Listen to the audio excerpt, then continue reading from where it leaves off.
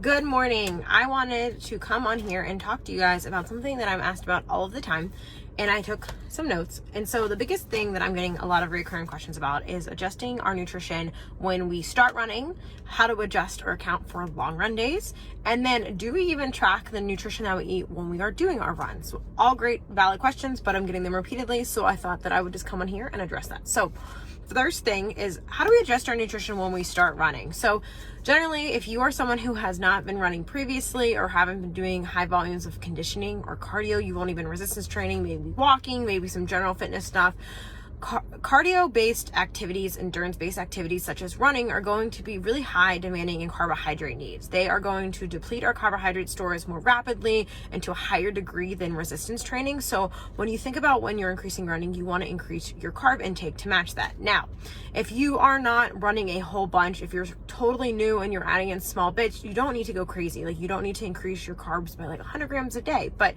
as you increase in distance, in mileage, in volume, you are going to have to increase your carbohydrate needs accordingly and appropriately to that.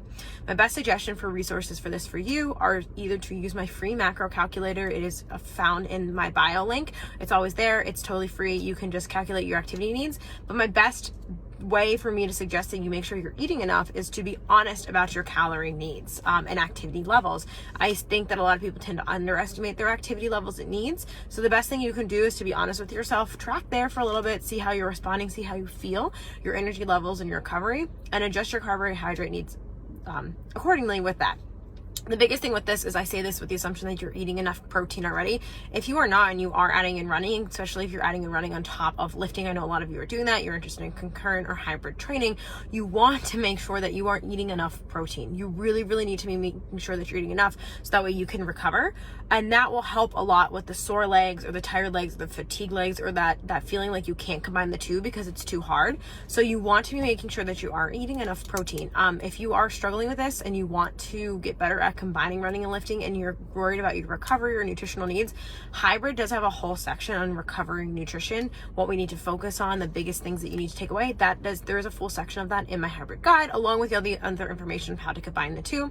And then the last resource I have for you there is going to be Endure itself has a section on nutrition. Some of it overlaps with what hybrid has, but it does have some just like general daily macronutrient needs, stuff like that, where it helps you like manually calculate your calorie needs. So if you're a math pen and paper, it does have that information in there for you. But the biggest thing is when you increase your running volume and you're adding it on to doing nothing or adding it on to your current activity levels, you likely are going to need more carbohydrates to support your activity. And I know carbs can be scary and people don't love to eat carbs because they feel like it's going to make them fat, but you have to remember that the carbs that you're eating are fueling the activity that you're doing and you're depleting them. So it's almost like saying that you're going to drive your car until your gas tank is empty, but you're not going to refill it. Well, eventually your car is not going to go anywhere, right? So think of carbs in the same way. Carbs should match our activity levels and demands, right? So while carbs get a bad rap, of course, we don't need high volumes of carbohydrate if we have low volumes of activity, but we should match them appropriately.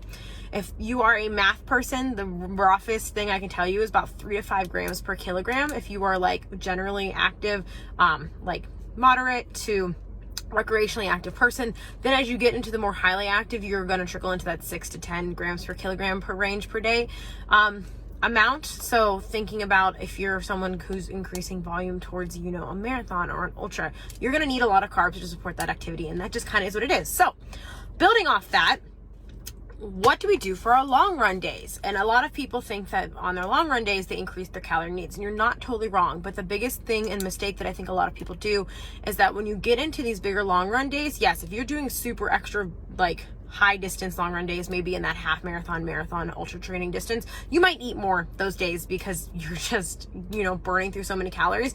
But I don't want you guys to get in the habit of thinking that you eat less on the days that aren't your long run days and eat more on those days. We need increased carbohydrate and calorie needs across our entire week, right? Our bodies are recovering and adapting all the time to the stimulus we're giving it. And depending on where your training status is at, it's like a few miles might be really stressful for your body versus, more miles on my body. So don't get into the comparison game of total mileage from person to person, but we want to make sure that we're not only increasing our carbohydrate needs. Again, carbs are really big here, or protein needs, which we hopefully have, we're hitting enough. in just one day of the week, but we want to make sure that we're eating enough carbs across the week so our glycogen stores, our gas tank of our carb stores in our bodies isn't depleted going into that long run, but then also so we can recover from that appropriately. So you will increase your calorie needs, but you should account for your total activity in your calorie needs. Again, my free macro calculator will do this for you. If you are tracking the appropriate and correct amount of activity levels, or reporting that in that, starting there, you should be eating for your activity level and considering it across your whole week. So if you're increasing running volume, that calories and carb needs, just like I talked about when you start adding in running, should go up. Now, long run days, you probably or may eat more. This is where like people can kind of steal the concept of like carb cycling. I will say, I've trained for many ultras. I almost always am eating more on my long run days. You're expending more calories. And so it's easy to think in like the bodybuilding pro sector that you eat the same calories every single day or you cycle it structured, but sometimes you're just expending more energy, more calories. You're going to be more hungry. So you are going to maybe end up eating more either from your intra-run nutrition or as part of your recovery. You might end up eating more the next day, the day after too. So I don't want you to think of that as eating less the days that you are not doing long runs, but rather just eating more to support that. So if you're extra hungry, and again, it's really easy to finish a long run and then smash something that's a whole bunch of high fat and high carbs and high calories. But really what your body wants is carbohydrate. That's what you're depleting. That's what you're trying to recovering. So making sure, yes, you're eating enough protein to meet your activity levels and demands. Pretty high protein requirements for runners, even though we think of protein only being for lifters. Fat should be kind of locked in as a percentage of your diet, matching your calorie intake. So really that extra is coming from carbohydrates, which is a lot harder than people think. When we think of carbs, we tend to think of things like pizza, which is great, and you can eat pizza on your long run days. I'm not saying you can't, but you want to make sure that you are getting like strict carb sources. So you're eating fruit or rice or bread or oats or grains. I have a bunch of reels where I dance around with like potatoes and stuff like that. So kind of more strict carb sources to help bring that up, because that's what your body is mostly wanting to replenish during the time. And then the last thing I wanted to address was, do you track your calories or your macros of your intra-run nutrition towards your daily nutritional needs? And yes, if we are factoring in our activity levels into our daily needs, we are factoring the amount of carbs that we also maybe need intra-workout. I track my intra-workout nutrition all of the time. That contributes to my daily needs. It doesn't mean it's not there. So even though you're technically using it in the moment, it's still, that activity level is contributing to the needs of the calories. So when you put in your activity level into a macro calculator, whether it's mine or someone else's or your coach is doing that for you, they are considering your activity levels as part of your needs. So those needs should reflect also what you need during your workout. That's where it kind of gets tricky, where you might be eating more carbs on the days of your long runs, especially if you're doing more higher distance mileage.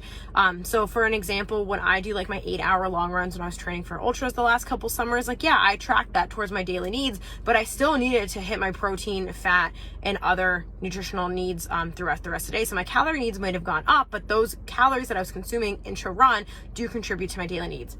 A more realistic example for maybe some of you, I ran like a half marathon 2 Sundays ago as part of my training run, and I tracked the calories. I think I ate like 50 grams per hour of carbs, and I counted that towards my daily needs.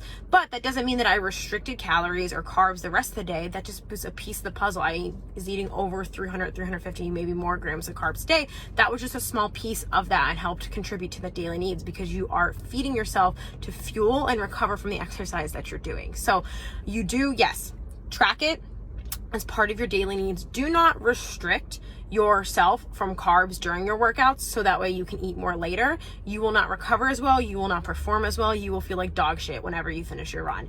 Eat carbs on your run. Count it towards your daily needs. Maybe increase your calories or carbohydrate for the day if you are doing higher mileage running and you need extra that day, maybe even the next day, right, to replenish that.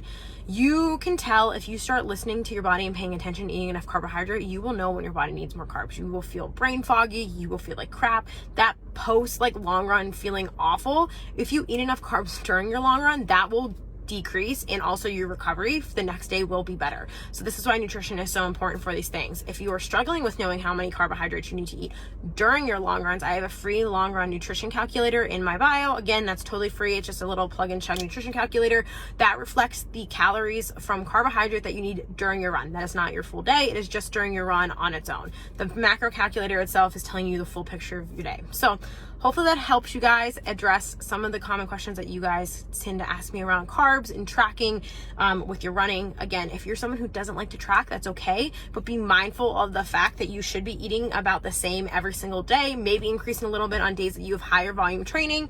When you start running or adding in endurance training to your workout routine, you do need more carbohydrates and or calories. Your protein should be moderate to high. If it's not already, get it there. And then yes, eat more carbs during your runs as the distances get anything basically 90 minutes or longer. You can start eating carbohydrates on or during, and that is very important, and we should not restrict that, so we can eat more later in the day. And you might simply just be more hungry and need more carbs in those long run days, and that's totally fine. But we want to think of it as eating more, not eating less the other days. So hopefully that helps. If you guys watch this, if you enjoy this, if you like these long form video chats with me, please leave a comment or share this. IG is pushing out more video content from creators. So if this was helpful for you and you appreciate it by you liking, commenting, sharing, saving, that really helps me and myself, and it's totally free to you. So thank you so much and have a great day.